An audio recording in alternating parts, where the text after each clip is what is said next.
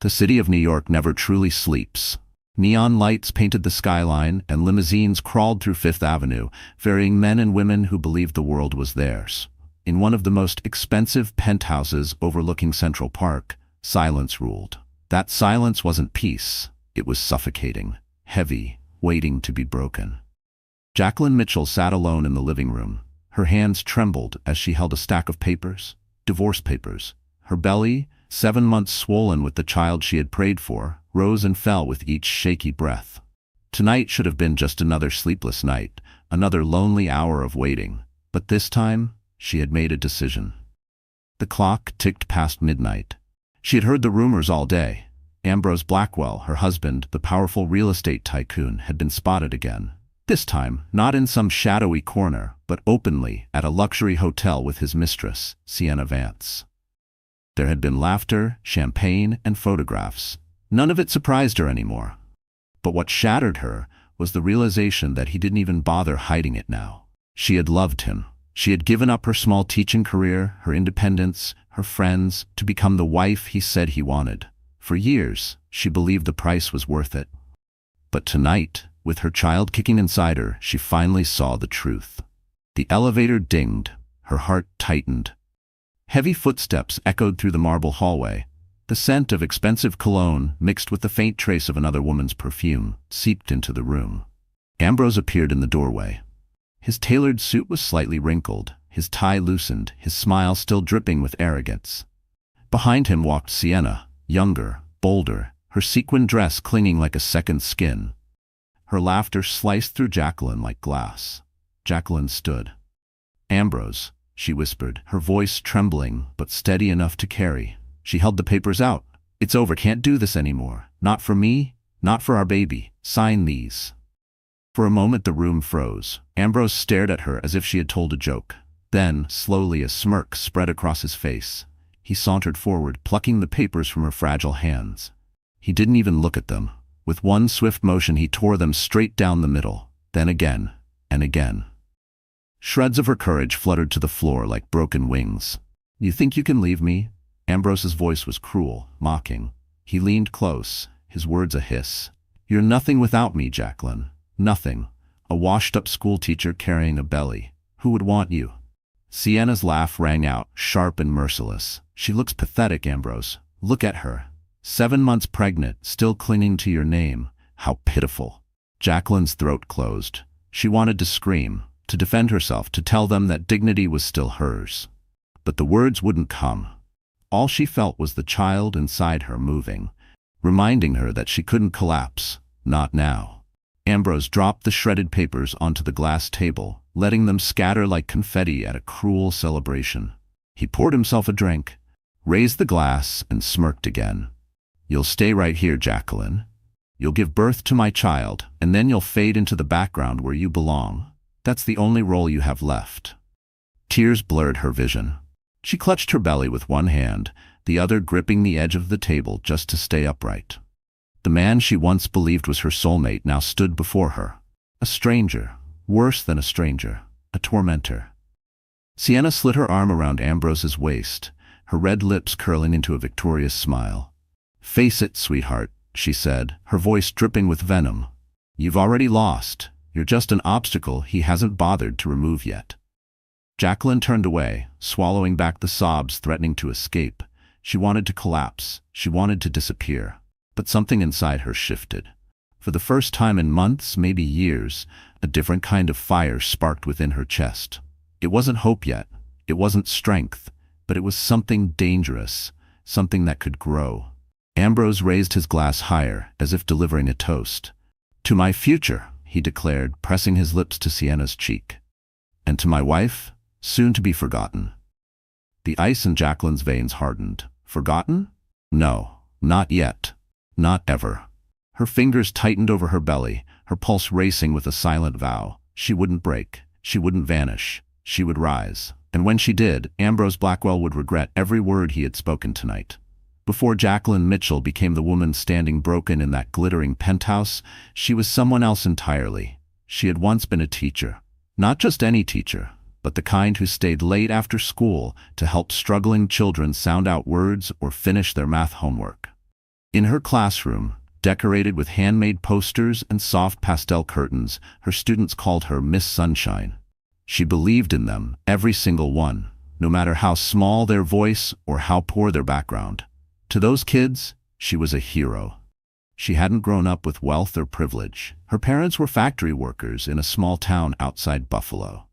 Life was modest, sometimes difficult, but always filled with love.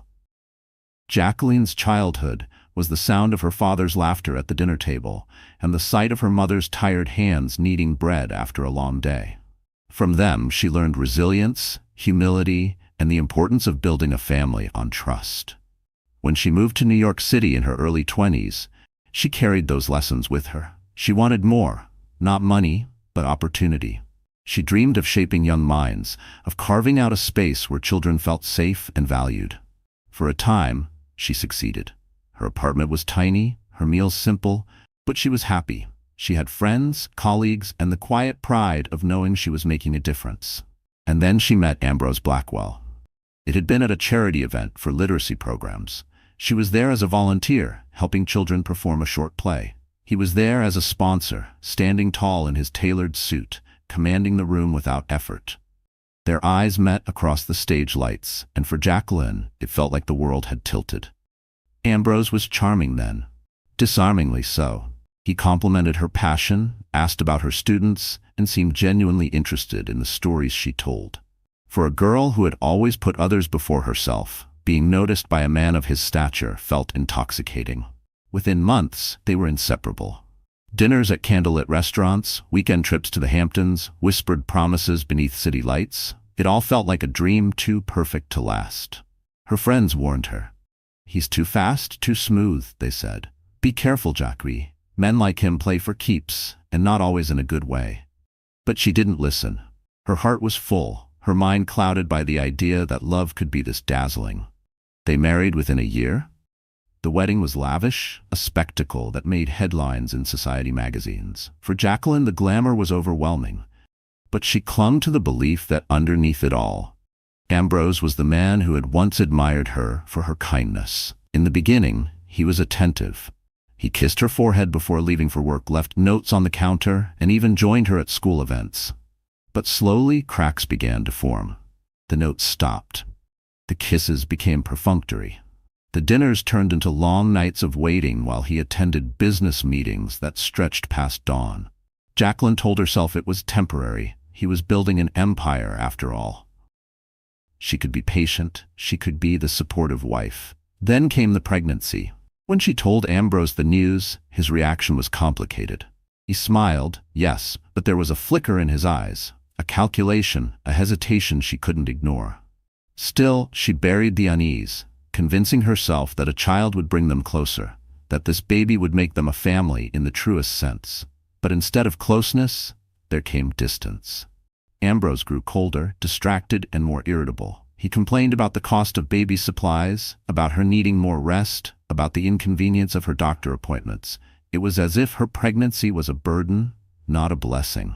And Jacqueline, she swallowed her pain. She told herself not to nag, not to push him away. She took prenatal vitamins, decorated the nursery alone, and sang lullabies to the tiny life inside her when nights grew unbearable.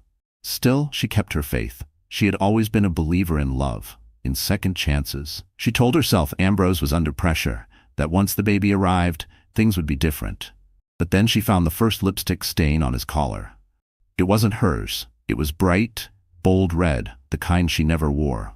The smell of unfamiliar perfume clung to his jacket. When she asked, he laughed it off. "Clients, Jacqueline, you're imagining things." His voice was smooth, too smooth, and she wanted so desperately to believe him. Then came the late-night calls, the secretive texts, the hushed arguments on the balcony where he thought she couldn't hear. Each time she confronted him, he turned it back on her. "You're paranoid, you're hormonal. Stop embarrassing yourself." Her friends saw the change. Her once bright smile dimmed, her laughter faded. But she told no one the full truth. Out of pride, out of shame, out of fear that if she admitted what was happening, it would become too real. Now, standing in that penthouse, 7 months pregnant, watching the man she had once adored shred her divorce papers, she realized something. She had given everything, her career, her independence, her heart, and received nothing but betrayal in return. The girl who once inspired children to dream had been reduced to a shadow, but deep inside, the fire was still there, buried beneath layers of sorrow and silence. And though Ambrose believed he had broken her, Jacqueline Mitchell was not finished, because in the ashes of humiliation, she was beginning to remember who she used to be, and who she could still become. New York was a city of extremes. For the wealthy elite, it was a playground of diamonds and champagne.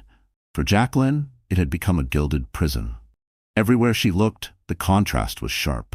Outside, the world sparkled with opulence. Limousines gliding through avenues, society galas splashed across magazines, rooftop parties where champagne flowed like water.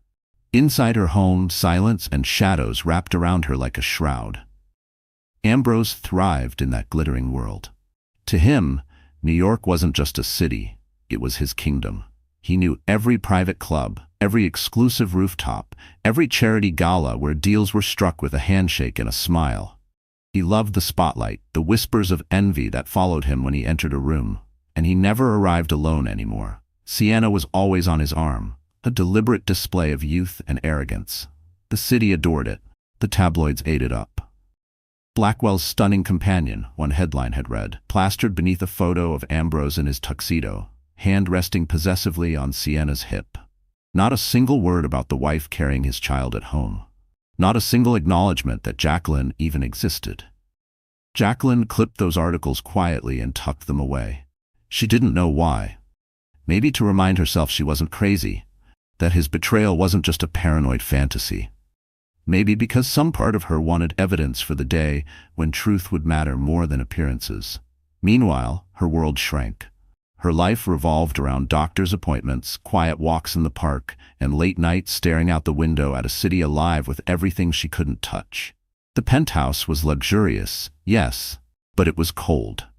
Marble floors, high ceilings, glittering chandeliers, all beautiful, all empty. She missed her tiny apartment from years ago, where she and her roommate laughed over cheap takeout and dreamt about the future. Back then, happiness wasn't measured in gold, but in genuine moments. Ambrose, on the other hand, only grew bolder. He no longer bothered with excuses.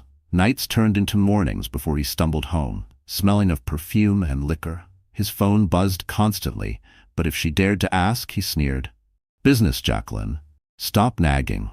One evening, she caught her reflection in the mirror. 7 months pregnant, pale from exhaustion, dressed in a simple maternity gown that clung awkwardly to her frame. She hardly recognized herself. Where was the woman full of light, the teacher with laughter in her voice? Gone, buried beneath humiliation. Still, Ambrose expected her presence at events, not because he wanted her there, but because appearances mattered. At least once a month, he paraded her into a ballroom filled with diamonds and silk, only to abandon her in a corner while he networked, laughed, and flirted with Sienna under the noses of everyone present. Those nights were the cruelest. Jacqueline would stand among the wives of investors, their gowns shimmering, their jewelry dazzling under crystal chandeliers. Their conversations were sharp, laced with hidden daggers. Some offered pitying smiles. Others whispered loud enough for her to hear. "She looks tired. Poor thing, carrying his child while he flaunts another woman." Their words burned more than silence ever could. But she endured. For the baby.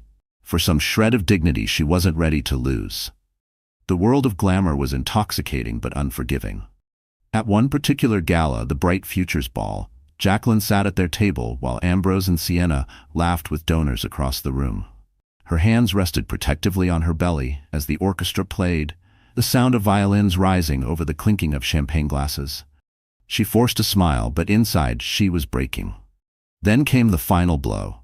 A waiter passed with a silver tray, offering copies of a society magazine hot off the press. On the cover, Ambrose and Sienna photographed leaving a hotel.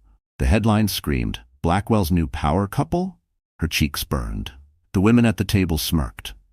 Ambrose didn't even flinch. He leaned back in his chair, one arm casually draped around Sienna, as if Jacqueline wasn't sitting 3 feet away. The humiliation was complete. When she excused herself to the powder room, she stared at her reflection again. The mascara she had so carefully applied was streaked with tears. Her stomach tightened, not just from pregnancy, but from rage she didn't yet know how to use.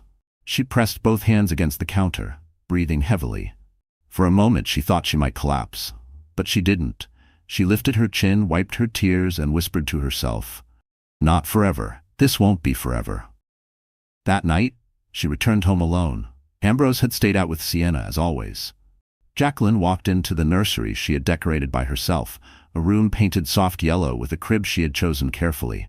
She traced the outline of the tiny blankets, her heart aching. She wanted her child to be born into love, not lies. The contrast was unbearable. Outside, flashing cameras, laughter, music, a world that celebrated betrayal as if it were glamorous. Inside, loneliness, silence, and a woman fading more each day. Yet somewhere deep within, something began to shift. For every insult, every slight, every whispered humiliation, a new layer of steel was forming around her heart. She didn't yet know what she would do, or how she would survive. But she knew one thing: she could not remain in this prison forever. One afternoon, as snow began to fall lightly over Central Park, she stood at the window, watching children throw snowballs, their laughter echoing against the glass. She pressed her palm against her belly, whispering to her unborn child, "You will not grow up seeing me like this. I promise you, one day I'll find the strength to show you what dignity looks like." Her words were soft, but they were a vow, and fate was listening. Because while Jacqueline struggled in silence, the city's elite whispered louder. Another gala was coming, one bigger, brighter, and crueler than the rest. It would be the stage where Ambrose and Sienna planned to shine, to cement their place as New York's new it couple. And it would be the night where Jacqueline would suffer her deepest humiliation yet. But what none of them knew was that this same night would also mark the beginning of her transformation and the end of Ambrose Blackwell's untouchable reign. If Ambrose was the king of New York's real estate empire, then Sienna Vance was the jewel he flaunted for the world to admire. She was 24, with a body sculpted for attention and a laugh that carried like broken glass in the air. Every room she entered shifted its orbit toward her. She wasn't born into wealth, but she had learned quickly how to move in those circles. The perfect dress, the perfect smile, the perfect balance of innocence and audacity. To Ambrose, she was more than a mistress. She was an accessory, a shiny prize to prove that he was still powerful enough to claim youth, beauty, and desire, no matter the cost. To Sienna, Ambrose was her ticket out of obscurity, her elevator to the top floors of society's most exclusive towers. But to Jacqueline, she was a nightmare with a face. The first time Jacqueline had seen them together in public, she thought her heart had stopped. It was at the Crystal Renaissance Hotel, during a fundraising gala for children's education. Ironically, the same cause she had once dedicated her teaching career to. The chandeliers sparkled above, violins filled the air, and the city's elite gathered in glittering gowns and tuxedos. Ambrose walked in late, as he often did, but he wasn't alone. Sienna was at his side, her crimson dress clinging like fire, her hand resting on his chest as though she owned him. Cameras flashed, reporters whispered, and heads turned. And Jacqueline, seated at their table, 7 months pregnant, wearing a navy gown that suddenly felt too plain, watched as her husband introduced another woman as though she were his partner. She had wanted to scream. She had wanted to cry. Instead, she sat frozen, her hands clenched over her swollen belly, forcing her body not to collapse under the weight of humiliation. That night was only the beginning. Sienna quickly became a fixture at Ambrose's side. She was spotted at board meetings, photographed leaving hotels, and even rumored to have a say in company affairs. What had once been whispered became open knowledge. Ambrose Blackwell no longer cared to hide his betrayal. But Sienna didn't stop there. She sought Jacqueline out, as if cruelty were her sport. At luncheons, she would accidentally brush past Jacqueline, letting her perfume linger like poison. At charity events, she would laugh too loudly at Ambrose's jokes, her manicured hand lingering on his arm for everyone to see. And then came the words, the daggers disguised as sweetness. "You really should rest more, Jacqueline," she said one evening at a gallery opening, her lips curved in a fake smile. "Pregnancy takes such a toll on older women." Jacqueline, only 29, felt her cheeks burn. She turned away, refusing to give Sienna the satisfaction of a reply. But the laughter that followed her was a humiliation she couldn't escape. Sienna thrived on those moments. She knew the society wives were watching, whispering, enjoying the scandal. And the more Jacqueline withdrew, the stronger Sienna's confidence grew. She wasn't just Ambrose's mistress anymore, she was becoming his statement. The cruelty reached its peak on the night of the Winter Gala, the most anticipated event of the season. The ballroom at the Metropolitan Museum glittered with ice sculptures and gold-trimmed tables. It was a night where reputations were cemented, where alliances were formed, and where Ambrose intended to show the world who truly belonged at his side. Jacqueline arrived late. She had almost stayed home, too ashamed to face another evening of whispers and stares. But something inside her pushed her forward. She couldn't hide forever. She walked into the ballroom slowly, her baby pressing heavily against her ribs, her gown simple but elegant. She didn't make it 5 steps before the whispers began. There she is. Poor thing. Still holding on. Doesn't she know it's over? And then across the room, she saw them. Ambrose in his black tuxedo, tall and confident. Sienna beside him, dazzling in a silver gown that caught the light like a weapon. They looked like a couple straight from the cover of a magazine, and they wanted everyone to see. Jacqueline's heart thudded painfully. She tried to walk past them, to find a quiet corner where she could disappear. But Sienna had other plans. "Jacqueline!" Sienna's voice rang out, sweet and mocking all at once. The crowd turned. Cameras flashed. Jacqueline froze as Sienna glided toward her, dragging Ambrose with her like a trophy. "You made it," Sienna cooed, kissing the air near Jacqueline's cheek. "How brave of you.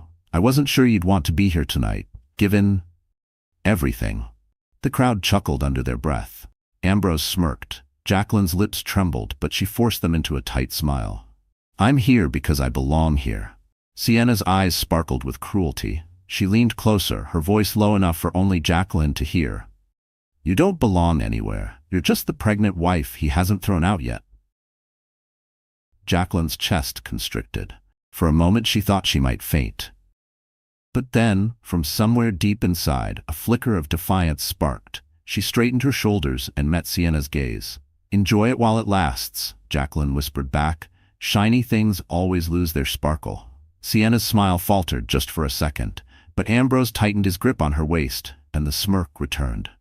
The orchestra began to play, signaling the opening dance. Ambrose swept Sienna onto the floor, leaving Jacqueline standing alone in the middle of the crowd, exposed, humiliated, trembling. She felt every eye on her, every whisper cutting deeper than the last.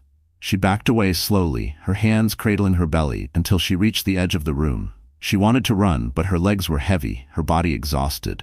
She had never felt so small, so powerless.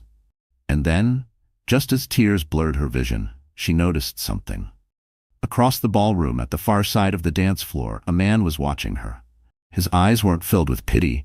They were sharp, calculating, and strangely protective. He didn't look away when she met his gaze.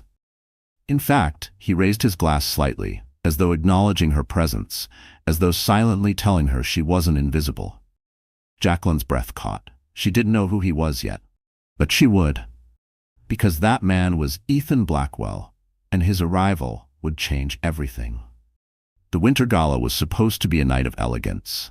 Crystal chandeliers sparkled overhead, orchestras played timeless symphonies, and the air smelled of roses and expensive champagne. But for Jacqueline Mitchell, it became the stage of her deepest humiliation. She stood near the edge of the dance floor, 7 months pregnant, her navy gown clinging uncomfortably as sweat dampened her palms. All around her, laughter swirled like a cruel tide. At the center of it all, Ambrose Blackwell twirled Sienna across the polished floor. They looked radiant, like a perfect couple, their movements in sync as though the music belonged to them alone. Cameras flashed, immortalizing their every smile, every touch.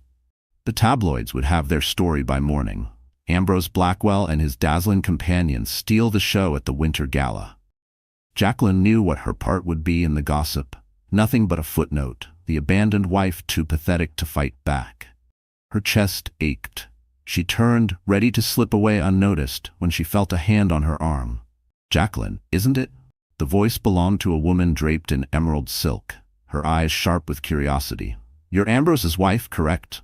The question was loud enough to draw attention. A circle of faces turned toward her, their expressions a mixture of pity and hunger for scandal. Jacqueline forced a smile, her throat tightening. "Yes," the woman tilted her head. "You're brave to come tonight. Most women wouldn't." The words were meant as flattery, but the smirk betrayed their true intent. A ripple of laughter followed. Jacqueline's ears burned. Before she could retreat, Sienna appeared, gliding across the floor with Ambrose at her side. Her silver gown glittered like ice. "Darling," she said, her voice dripping with fake sweetness. "You've met Jacqueline, haven't you? She was Mrs. Blackwell." The crowd chuckled. Ambrose didn't correct her. He simply smirked, tightening his grip around Sienna's waist as if confirming the insult.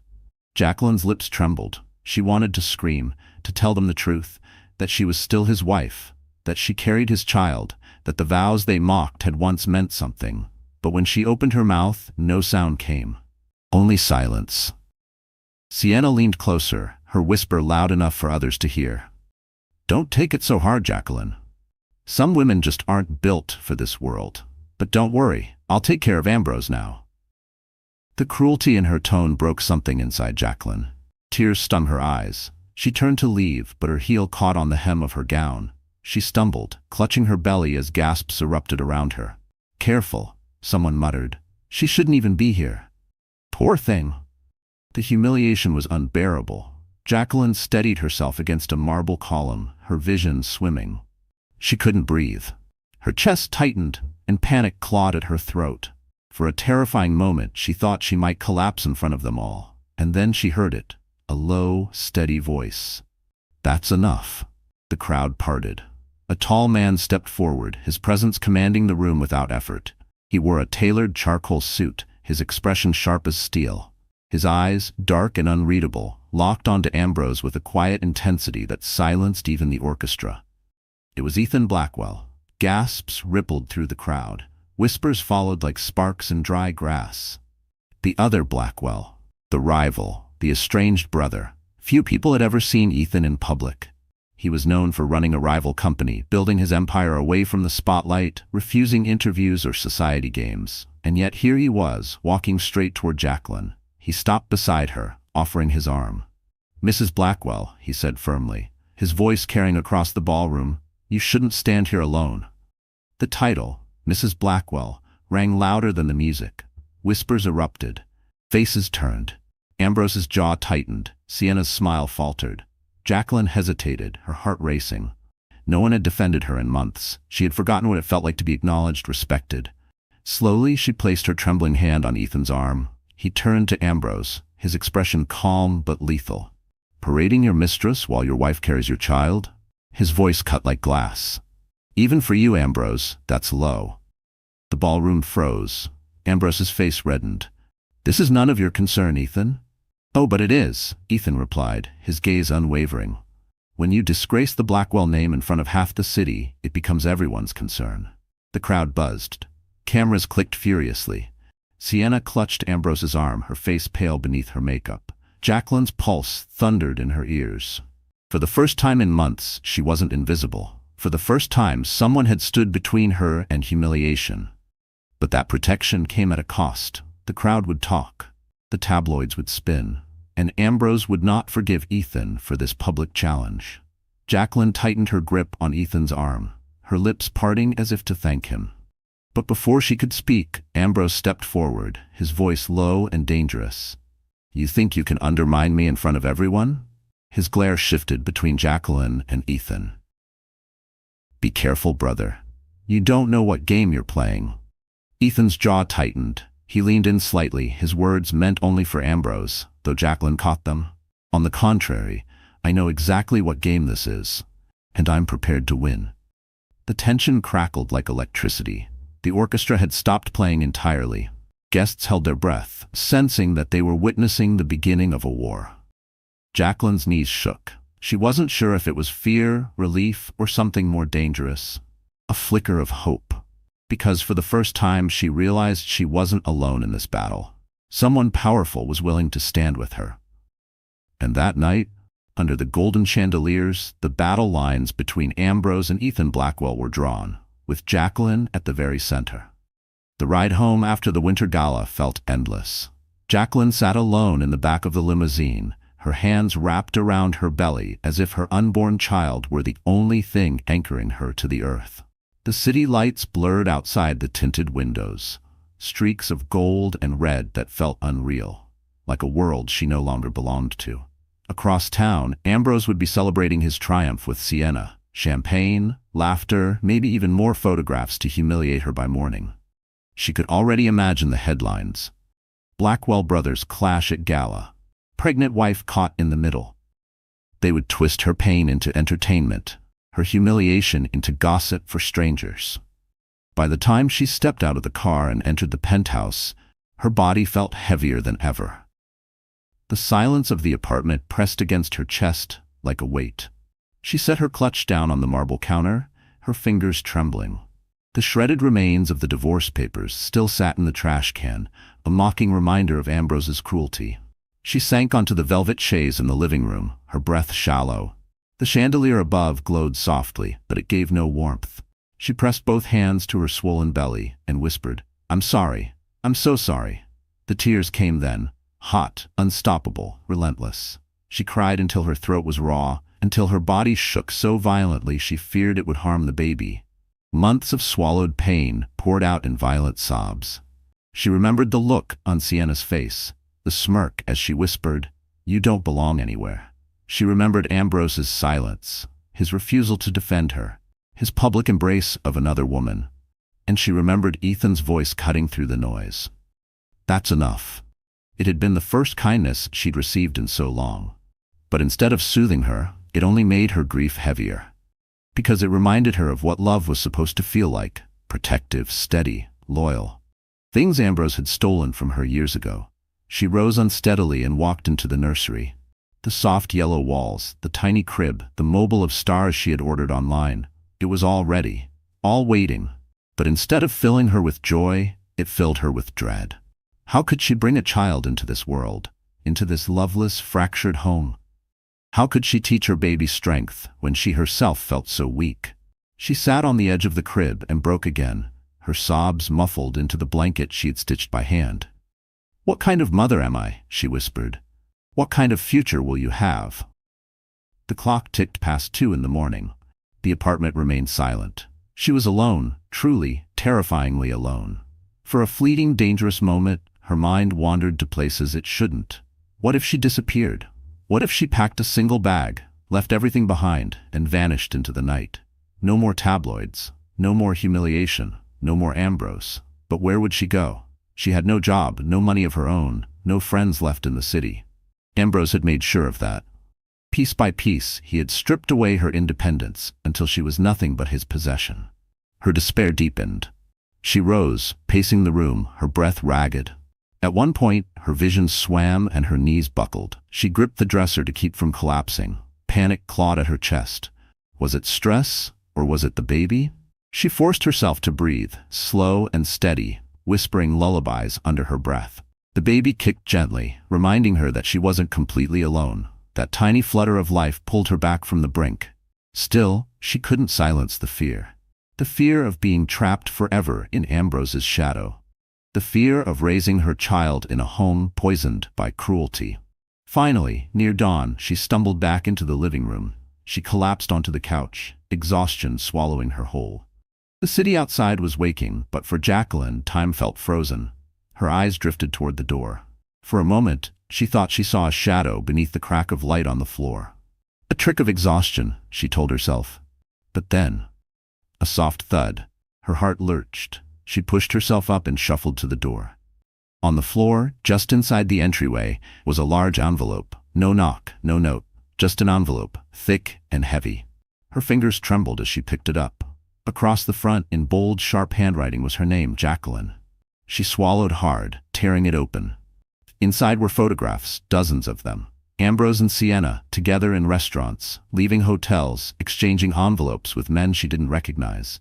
Each photo was stamped with dates and times, clear evidence of betrayal, corruption, perhaps even crime.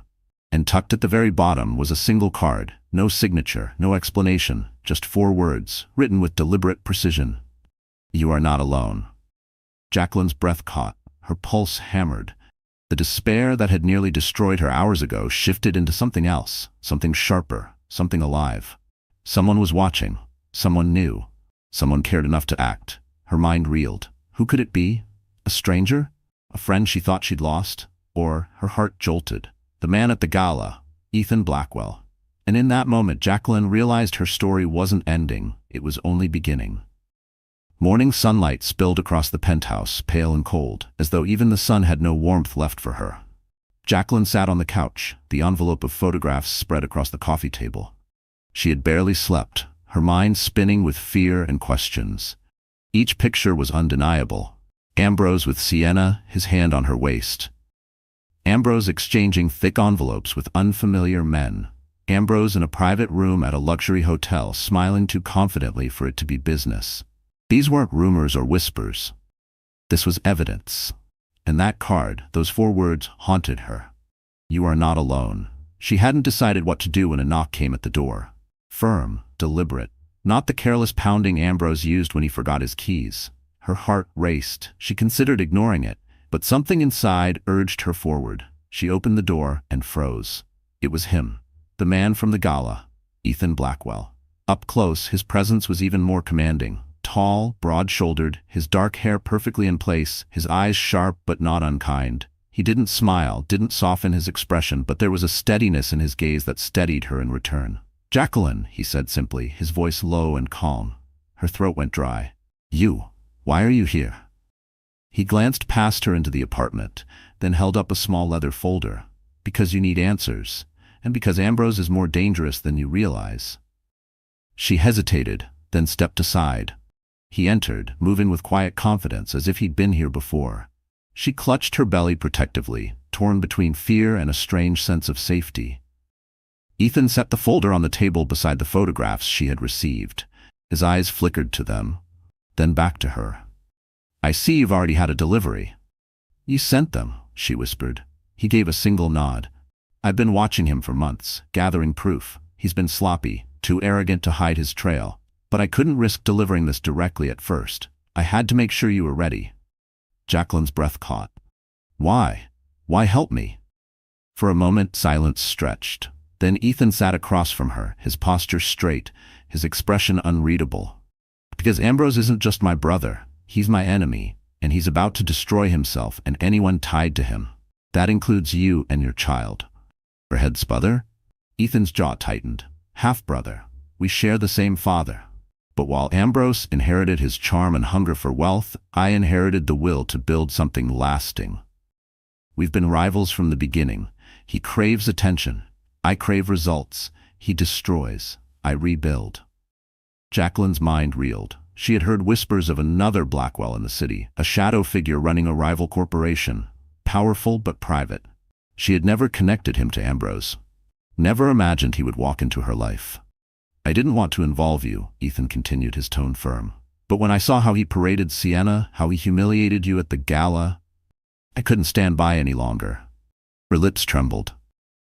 "Why me? Why not just let him ruin himself?" Ethan leaned forward, his eyes locking onto hers. "Because you're the only one he can still use as a shield. As long as you remain silent, he believes he's untouchable. But you hold the key to everything. With your testimony, your courage, and these files, we can bring him down." Jacqueline's pulse hammered. She wanted to believe him. She wanted to trust the strength in his voice, the certainty in his gaze, but fear clung to her ribs. "I don't know if I can," she whispered. "I don't know if I'm strong enough." Ethan's voice softened, just slightly. "You already are. You survived him. That's proof enough." Tears filled her eyes. No one had spoken to her like that in years. No one had seen her as more than a burden, a fragile shadow. But Ethan did. He opened the leather folder, spreading documents across the table.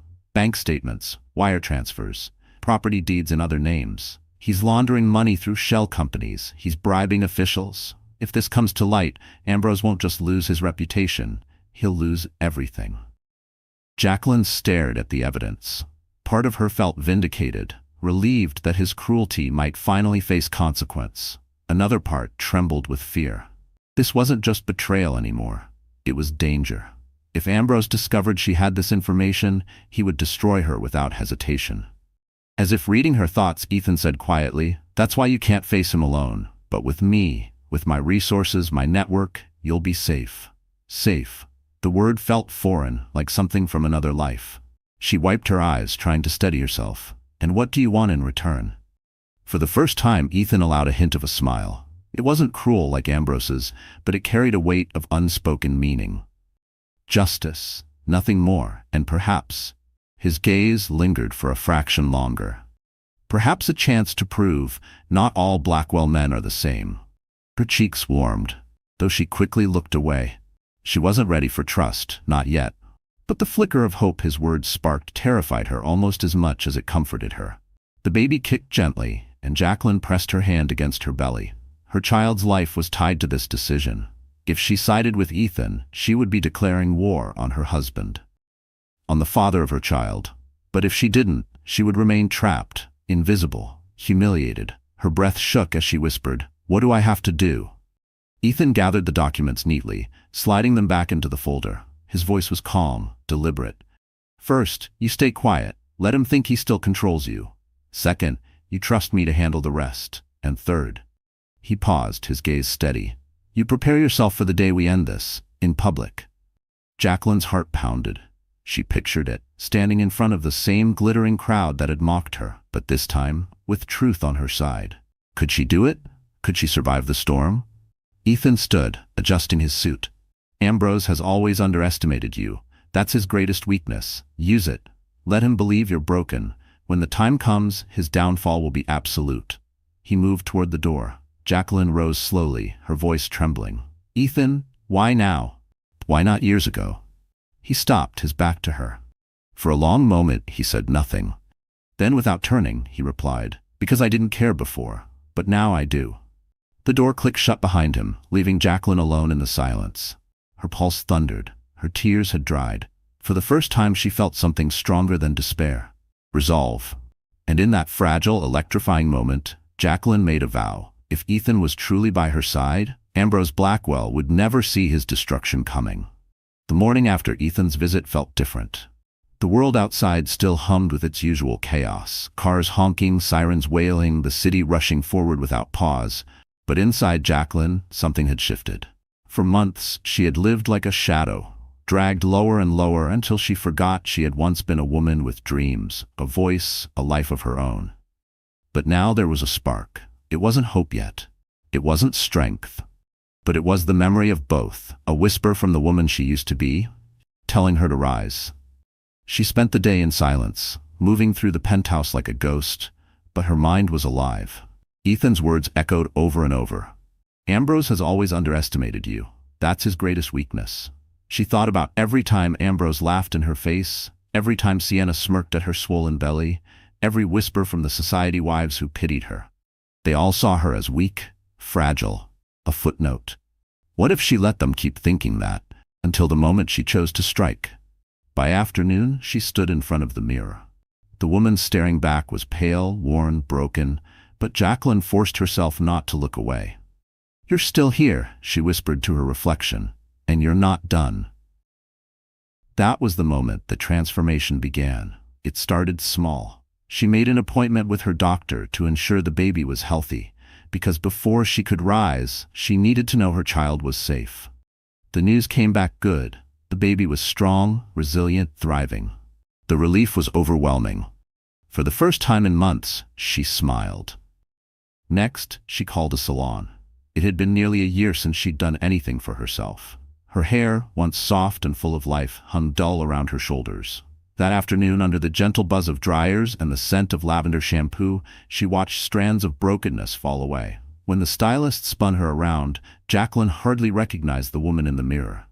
Her hair shone again, styled with elegance instead of neglect. She felt lighter, freer. The following days became a ritual of reclamation. She met with a discreet personal stylist recommended by Ethan's network. Together, they rebuilt her wardrobe piece by piece, not for Ambrose, not for society, but for herself. Gone were the plain maternity dresses chosen to blend into the background. Instead, there were tailored gowns, strong colors, elegant cuts that celebrated her pregnancy rather than hiding it. For the first time, Jacqueline realized she could look powerful, even while carrying life. The stylist held up a deep emerald gown, its fabric shimmering under the lights. "This," she said firmly, "is the color of rebirth. Wear it, and no one will ever call you invisible again." Jacqueline ran her hands across the fabric, her throat tightening. She had forgotten how it felt to be seen. But the transformation wasn't just external. Ethan pushed her further. One afternoon, he invited her to his private office, a sleek, glass-walled building overlooking the Hudson. The room was filled with files, monitors, and maps of Ambrose's empire. Jacqueline sat across from Ethan, nerves prickling, as he slid folders toward her. "This is the battlefield," he said. "If you want to fight, you need to understand it." For hours, they went through documents tracing Ambrose's corruption. Ethan didn't shield her from the ugliness. He showed her everything: the bribes, the embezzlement, the lies. At first, Jacqueline's hands shook as she turned the pages, but slowly the trembling stopped. Each document, each damning piece of evidence replaced her fear with fury. By evening, her eyes burned, but her voice was steady.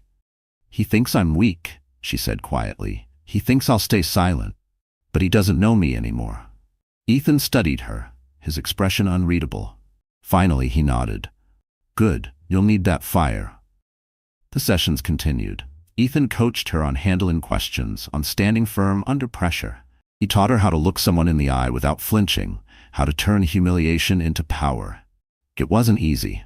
Jacqueline cried more than once, overwhelmed by the weight of what lay ahead. But each time she stood back up. One evening, as the sun dipped below the skyline, Ethan handed her a small box. Inside was a delicate silver necklace with a single star-shaped pendant. "What's this?" she asked, her voice soft. "A reminder," he said, "that no matter how dark it gets, even the smallest light can guide the way." Her throat tightened. She clasped the necklace around her neck, her hand resting over it. For the first time in a long while, she felt not just protected, but valued. Weeks passed. The city prepared for another gala, the most prestigious of the year. Invitations glittered with gold lettering, promising an evening of grandeur. Ambrose planned to attend with Sienna, no doubt ready to cement their image as the power couple of New York. But this time, Jacqueline would not hide in the shadows. On the day of the event, she dressed slowly, deliberately. The emerald gown hugged her figure, draping elegantly over her belly. Her hair gleamed under soft waves, her makeup subtle yet commanding. When she looked in the mirror, she didn't see the broken woman from months ago. She saw someone reborn. Ethan arrived to escort her. For a moment, he simply stood in the doorway, his eyes lingering on her. "You're ready," he said. Jacqueline's lips curved in a faint smile. "I am." Together they rode through the city in a black car, the lights of New York flickering around them. Jacqueline pressed her hand over her child and whispered silently, "This is for us." When they arrived at the gala, the cameras flashed wildly.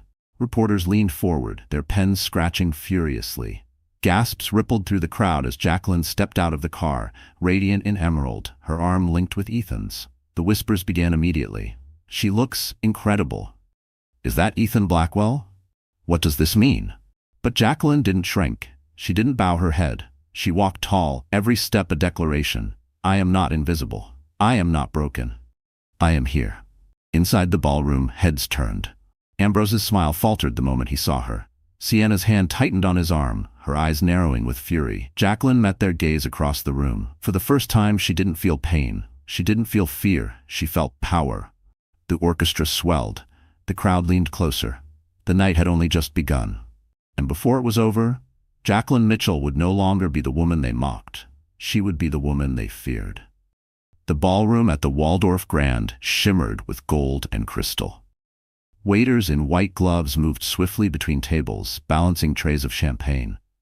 A string quartet played softly in the corner, their notes carrying beneath the hum of New York's most powerful elite. For most, it was another night of glamour. For Jacqueline, it was the battlefield.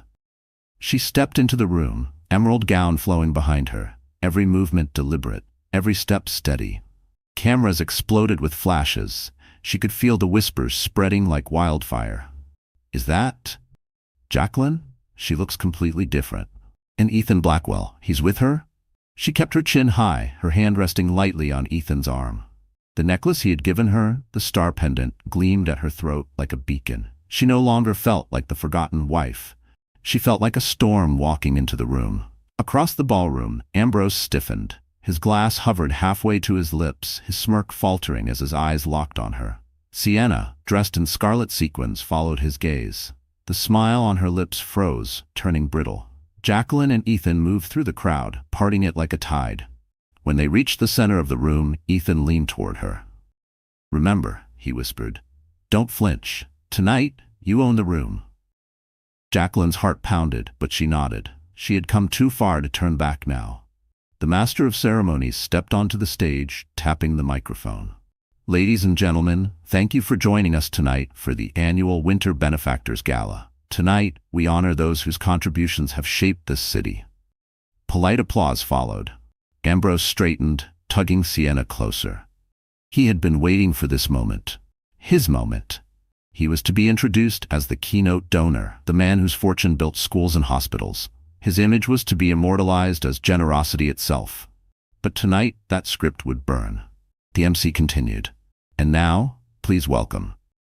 Ethan stepped forward, his voice ringing out before the announcer could finish. "If I may." The room hushed. All eyes turned to him.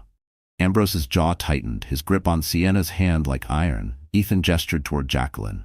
"Before this city crowns another man a hero, perhaps it should see the truth." Gasps rippled through the crowd. Ethan signaled to a technician at the side of the stage. Instantly, the massive LED screen behind the orchestra flickered to life. At first a photograph appeared. Ambrose, hand on Sienna's waist, leaving a hotel at dawn. Laughter erupted, nervous, shocked, scandalized. More photos followed. Ambrose exchanging envelopes with shadowy figures. Ambrose signing papers under another name. Bank statements, wire transfers, shell corporations, all projected for the entire room to see. The whispers turned to outrage. "My God, he's been stealing! Bribery! This is criminal!" Ambrose's face drained of color. He lunged forward. "Turn that off, now!" But it was too late. The truth was spilling faster than he could contain. Jacqueline stepped forward, her voice calm but carrying. "For months I've been called weak, invisible, a woman to be pitied." Her gaze swept across the crowd. "But tonight, you'll see what I've endured, and what kind of man Ambrose Blackwell really is." The room froze. Cameras pivoted, capturing her every word. Her voice trembled at first, but it grew stronger, steadier, as she spoke. "He paraded another woman before me while I carried his child. He mocked me in front of all of you, and he believed I would never fight back. But here I am, and I'm done being silent." The applause began slowly, one clap, then another. Then the room erupted in cheers. For once, the sympathy wasn't laced with pity. It was admiration. Sienna pulled her arm from Ambrose, her eyes wide with fury. "You didn't tell me about this," she hissed. "You said you had it under control." Ambrose tried to recover. "She's lying. This is all fabricated." Ethan stepped closer, his presence commanding. "Really, Ambrose? Are these documents fabricated too?" He held up the folder Jacqueline had seen days earlier. "Because they're signed in your name, and I doubt the district attorney will agree with your excuses." The room exploded in chaos. Reporters shouted questions. Guests scrambled for the exits, not wanting to be associated with the scandal. Ambrose turned back to Jacqueline, his eyes blazing. "You think this changes anything? You think you've won?" Jacqueline met his glare, her voice calm. "No, Ambrose. I didn't win. You lost. All by yourself." The orchestra, silent until now, began to play again. Low, dramatic, almost mocking. The spotlight shifted back to the screen where the final photo appeared. Ambrose kissing Sienna outside his office.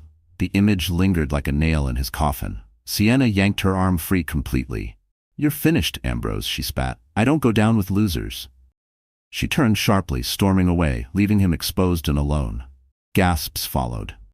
The great Ambrose Blackwell, abandoned by his mistress in front of the entire city. Ambrose staggered, rage twisting his features. He opened his mouth, ready to strike back with words, with anything, but security appeared at the edge of the stage. Two men in dark suits moved toward him. "Sir," one said firmly, "you'll need to come with us." Ambrose shoved them off. "Don't touch me. I built this city. I am Ambrose Blackwell." But his words fell flat.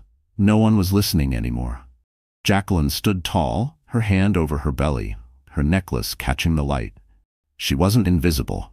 She wasn't forgotten. She was the center of the room. and for the first time in her life, Ambrose had no power left to take from her. But as he was led away, his eyes locked on hers, and in that glare burned a promise of revenge that was far from over. The night of the gala became front-page news. By dawn, every major outlet had plastered Ambrose Blackwell's fall from grace across their headlines. Blackwell Empire in ruins. Scandal rocks New York's elite. Pregnant wife exposes millionaire husband. Jacqueline sat in the quiet of Ethan's office, sipping tea as the world outside exploded with the story. For once, the chaos didn't frighten her. It empowered her. She had faced humiliation, betrayal, cruelty, and survived. More than survived, she had conquered. But her story wasn't finished. Ambrose fought back in the only way he knew, through threats, lawyers, and rage. For days, his team tried to bury the evidence, to silence Jacqueline's voice. Yet the documents Ethan had gathered were airtight. The district attorney opened an official investigation. The board of Blackwell Enterprises voted unanimously to remove Ambrose as CEO. Banks froze his accounts, partners withdrew their support. One by one, the pillars of his empire crumbled. And then came the final betrayal, the one Ambrose never saw coming. Sienna, the woman he had paraded before the world, struck her own deal. She sold exclusive interviews, gave prosecutors information he thought she'd keep hidden, and slipped into the arms of another investor. For a man who had believed he controlled everyone, being abandoned by his mistress was the cruelest cut of all. When Ambrose was finally escorted out of his penthouse in handcuffs, cameras flashing, he screamed her name, Jacqueline's name. Not in love, not in remorse, but in fury. "You'll regret this. I'll destroy you." But Jacqueline no longer trembled at his threats. She watched from a distance, her hand resting over her child. For the first time, she felt no fear. In the weeks that followed, her life transformed. The media, once cruel, now hailed her as brave. The woman who stood tall read one headline. She received letters from women across the country, wives, mothers, daughters, thanking her for giving them courage, for showing them they weren't powerless, no matter how broken they felt. But the greatest change wasn't in the papers. It was in her heart. She returned to teaching, not because she needed the job, but because she missed it. She missed the laughter of children, the joy of watching them learn. Walking into the classroom again, she felt alive. She wasn't just surviving, she was living. And she wasn't alone. Ethan was there, not as a savior, but as a partner. He never pushed, never demanded. He simply stood beside her, steady and strong, offering a safe space when the world felt too heavy. One evening, as they walked along the Hudson, the city lights glittering on the water, Jacqueline slowed, her hand resting on her belly. "I don't know if I could have done it without you," she admitted softly. Ethan looked at her, his expression calm, his eyes steady. "You could have. You just needed someone to remind you of your strength." Her chest tightened. For so long, she had been defined by Ambrose, by his cruelty, by his betrayal. Now she was free to define herself. When her son was born weeks later, she held him close, tears streaming down her cheeks. He was perfect, tiny fingers curling around hers, his cry filling the hospital room like music. She whispered into his ear, "You'll never see me broken, only strong, only standing tall." Ethan visited the hospital, bringing flowers, his usual composure softened by the sight of her with her child. He didn't need to say anything. The look in his eyes was enough. As for Ambrose, his downfall was complete. Convicted of fraud, bribery, and embezzlement, he lost everything. His company, his fortune, his freedom. The man who once strutted through ballrooms with arrogance was reduced to a cautionary tale. Jacqueline didn't celebrate his ruin. She didn't need to. Justice had been served. That was enough. Instead, she focused on the future. She opened a small foundation for single mothers, funded in part by settlements Ambrose was forced to pay. She dedicated it to giving women the tools she once lacked: support, education, independence. The foundation became her legacy, proof that pain could transform into purpose. Every step forward was a reminder. She had risen from the ashes. Months later, she stood again in a ballroom. Not as the humiliated wife, not as the pitied woman, but as the honored guest. The foundation had reached its first milestone, and tonight's gala was in her name. The lights shimmered, the crowd applauded, and for once, Jacqueline wasn't afraid of their eyes. She stood tall, emerald gown flowing, her son safe in the arms of a trusted friend nearby. Ethan was there too, as always, standing at her side. When she walked onto the stage to give her speech, she looked out at the faces, the same society that once whispered cruelly about her, and she smiled. Her voice was clear, strong. They told me I was weak. They told me I was nothing without a man. They told me I'd fade into the shadows. But women, mothers, wives, daughters, we are not weak. We are not invisible. We are not disposable. When we stand, when we speak, when we fight, the world changes. The room erupted in applause. Tears glistened in the eyes of women across the hall. And for Jacqueline, it was the final release, the catharsis she had longed for. She stepped down from the stage, her son's tiny hand reaching for her. Ethan offered his arm, and this time she took it not out of necessity but by choice. She had walked through fire. She had faced betrayal, humiliation, despair. But she had emerged stronger, fiercer, unbroken. And as the music swelled and the crowd rose to their feet, Jacqueline Mitchell whispered to herself words she would carry forever. I am not weak. I am free. So here we are, my dear friends. The story of Jacqueline has come to its end. But if you're still here with me right now, it means something in her journey touched your heart. Maybe you saw a piece of yourself in her pain, in her courage, in the way she refused to stay broken. That's the beautiful thing about stories like this. They aren't just entertainment, they are mirrors. They remind us of what we endure and what we're capable of overcoming. Life can be cruel. People will betray, disappoint, and sometimes leave us feeling invisible. But as the Stoic philosopher Epictetus once said, it's not what happens to you, but how you react to it, that matters. Jacqueline could have let Ambrose's cruelty define her. Instead, she chose to rise, to rebuild, and to reclaim her dignity. And isn't that what we all must do when life pushes us down? Marcus Aurelius wrote, "The impediment to action advances action. What stands in the way becomes the way." Every humiliation Jacqueline faced became the fuel for her transformation. And maybe that's the lesson for us. Our obstacles are not the end of our story, but the beginning of our strength. So if you're listening right now, maybe this is the reminder you needed. You are not weak. You are not disposable. You are not invisible. Whatever storm you're facing, you can stand again. You can speak again. And yes, you can shine again. And if this story reached you, if it lit even a small spark in your heart, then don't keep it to yourself. Like, share, and subscribe to this channel so more people can hear stories that heal, inspire, and remind us of our strength. Because sometimes all it takes is one story to change how we see our own. Now tell me, my wonderful friends, are you ready to rise again?